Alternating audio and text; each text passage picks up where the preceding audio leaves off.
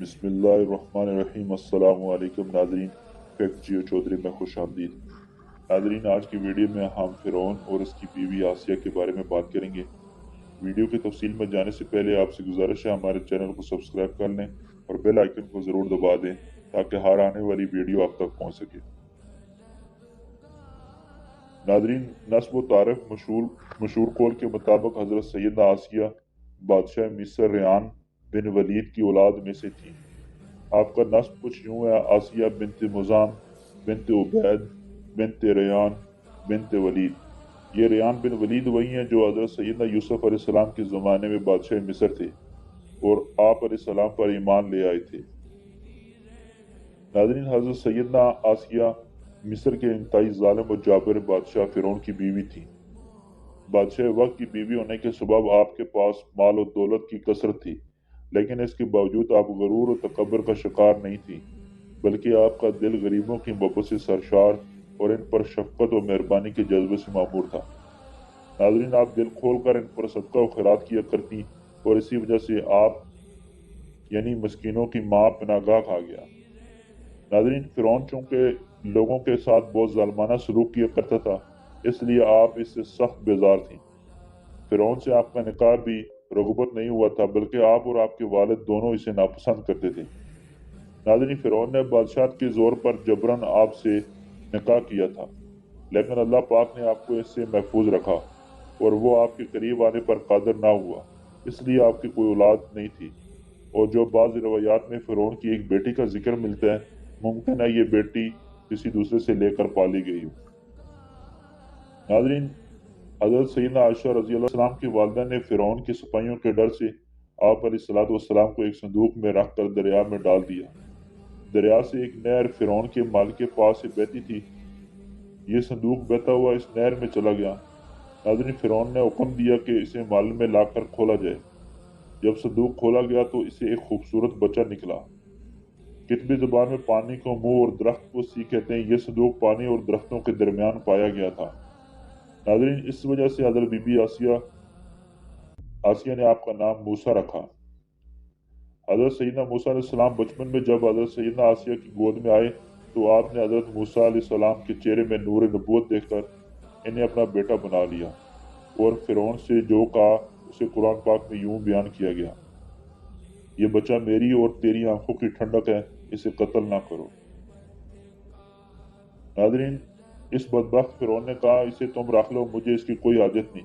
प्यारे आका अलैहिस्सलातु वस्सलाम का फरमान है, अगर आसिया की तरह फ़िरौन भी इस बात का इकरार करता कि ये बच्चा उसकी आंखों की ठंडक है, तो ज़रूर अल्लाह पाक उसे हिदायत अता फरमा देते, जैसे आसिया को अता फरमाई। नाज़रीन, जादूगरों के सहर और हज़रत सैयदना मूसा अलैहिस्सलाम के मौज़े के सनसनीखेज़ मुकाबले से हक ज़ाहिर होने के बाद जहाँ जादूगरों को दौलत ईमान नसीब हुई, वहाँ आपको उस मुकाबले का हाल मालूम हुआ तो आपके दिल में भी फ़ौरन हक का नूर चमक उठा और आप हज़रत मूसा अलैहिस्सलाम पर ईमान ले आए। नाज़रीन, फरमान मुस्तफ़ा सल्लल्लाहु अलैहि वसल्लम है, जन्नती औरतों की सरदार 4 औरतें हैं: मरियम, फ़ातिमा, खदीजा और आसिया। नाज़रीन, हज़रत सैयदना आसिया की एक बहुत बड़ी फजीलत यह है कि आप जन्नत में प्यारे आका सल्लल्लाहु अलैहि वसल्लम की ज़ौजा होंगी। चुनांचे मरवी है कि जब उम्मतुल मोमिनीन हज़रत सैयदना खदीजतुल कुबरा के मर्ज़ वफ़ात में सरकार अली वक़ार सल्लल्लाहु अलैहि वसल्लम तशरीफ़ लाए और फरमाया, खदीजा, तुम्हें इस हालत में देखना मुझे गिरां या नागवार गुजरता है, लेकिन अल्लाह पाक ने इसे गिरां गुजरने में कसीर भलाई रखी है। तुम्हें मालूम है कि अल्लाह ताला जन्नत में मेरा निकाह तुम्हारे साथ मरियम बिनत इमरान हज़रत मूसा अलैहिस्सलाम की बहन कुलसूम और फ़िरौन की बीवी आसिया के साथ फरमाया है। नाज़रीन, जब फ़िरौन ने आपको ईमान से फेरने की तमाम तदबीरें कर ली और उसे नाकामी का सामना हुआ तो उसने आपको शहीद करने का फैसला कर लिया। शहादत से पहले आपने बरगाह इलाही में इल्तिजा की। इसे कुरान पाक में यूं फरमाया गया: है मेरे रब, मेरे लिए अपने पास जन्नत में घर बना और मुझे फ़िरौन और इसके काम से निजात दे और मुझे जालिम लोगों से निजात बख्श। नाज़रीन, फ़िरौन हज़रत मुशद्दक़ को शहीद करवा के जब घर पहुंचा तो अपनी बीवी हज़रत आसिया से कहने लगा, आज ये वाक़या पेश है कि मैंने एक औरत को इबरतनाक सज़ा दी है। इसकी बीवी ने कहा, तेरा सत्यानाश हो, तूने एक मासूम बच्ची की जान भी ली और एक बेगुनाह औरत का भी कत्ल नाहक किया। फ़िरौन ने कहा, मैंने इसको इसलिए इबरतनाक सज़ा दी कि वो मुझे खुदा नहीं मानती थी। یہ سن کر حضرت آسیہ نے کہا خدا تو میں بھی تجھے نہیں مانتی بلکہ تو ایک عام انسان ہے۔